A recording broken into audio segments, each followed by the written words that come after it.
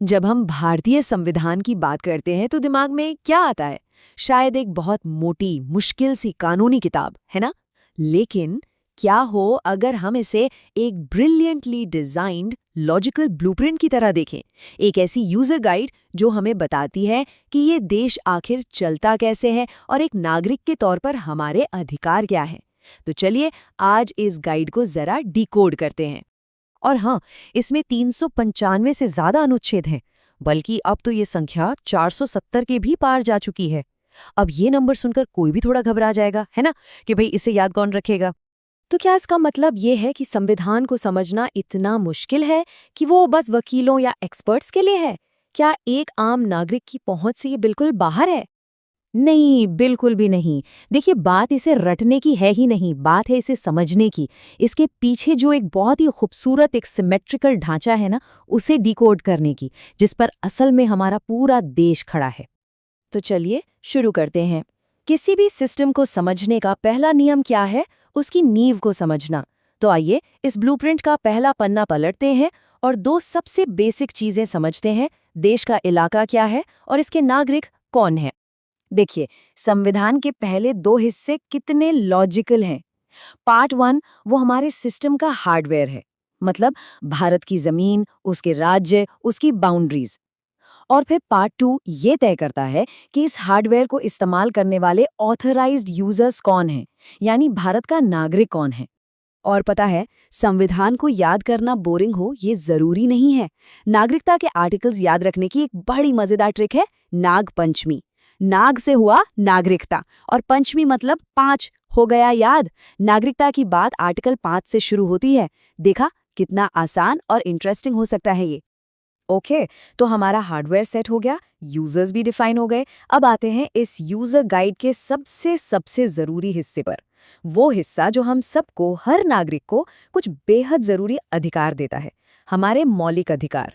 संविधान का पार्ट 3, इसे आप अपने सिस्टम की कोर परमिशन समझिए। ये वो अधिकार हैं जिन्हें सरकार भी हमसे छीन नहीं सकती। ये सिर्फ कागजी बातें नहीं हैं, बल्कि हमारी रोजमर्रा की जिंदगी का सुरक्षा कवच है। और इस कवच की असली ताकत है अनुच्छेद 32। इस आर्टिकल की अहमियत को समझने के लिए डॉक्टर बी.आर. अम्बेडकर के ये शब्द ही काफी हैं। उन्होंने इसे संविधान की आत्मा और उसका दिल कहा था। सोचिए, इतनी बड़ी बात, पर क्यों? ऐसा क्या खास है इसमें? जरा सोचिए, अगर अनुच्छेद 32 न हो तो हमारे सारे मौलिक अधिकार बस कागज पर लिखे अच्छे अच्छे शब्द रह जाएंगे। लेकिन अनुच्छेद 32 के साथ ये शब्द ताकत बन जाते हैं। ये हर नागरिक को वो चाबी देता है जिससे वो सीधे सुप्रीम कोर्ट का दरवाजा खटखटा सकता है अगर उसके अधिकारों का हनन हो।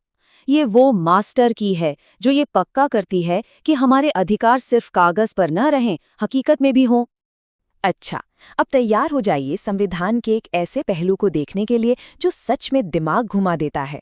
इसके डिजाइन में छिपी एक कमाल की सिमेट्री, एक ऐसा आईना जिसमें केंद्र और राज्य की सरकारें एक दूसरे की परछाई जैसी लगती हैं। अब जरा इस स्लाइड को देखिए, ये किसी मैजिक ट्रिक से कम नहीं है। देखिए, केंद्र में राष्ट्रपति का आर्टिकल है 52, ठीक।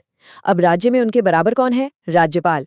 तो उनका आर्टिकल क्या होगा? बहुत सिंपल है, 52 में 1 जोड़िए, हुआ 53, और उसके आगे बस एक 1 लगा दीजिए, बन गया 153। एक और देखिए, प्रधानमंत्री का आर्टिकल है 75, इसमें से 11 घटाइए और आगे 1 लगा दीजिए, 164। ये मुख्यमंत्री का आर्टिकल है। कमाल है ना? ये कोई तुक्का नहीं है, यह हमारे संविधान के लॉजिकल डिजाइन का सबूत है। देखिए, कोई भी अच्छा ऑपरेटिंग सिस्टम हमेशा सेफगार्ड्स और इमरजेंसी प्रोटोकॉल के साथ आता है। ठीक वैसे ही हमारे संविधान में भी सिस्टम को स्थिर रखने के लिए जरूरी चेक इन बैलेंस का पूरा इंतजाम है। अब जैसे राष्ट्रपति की क्षमादान की शक्ति है अनुच्छेद 72, इसे याद रखने की ये विजुअल ट्रिक देखिए। नंबर 7 को समझिए राष्ट्रपति, जो शान से खड़े हैं, और नंबर 2 को देखिए जैसे कोई घुटनों पर झुककर दया की भीख मांग रहा हो।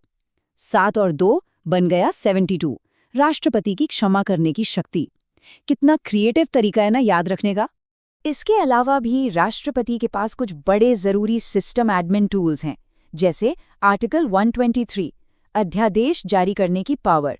इसे ऐसे याद रखिए, 1, 2, 3 और कानून तैयार।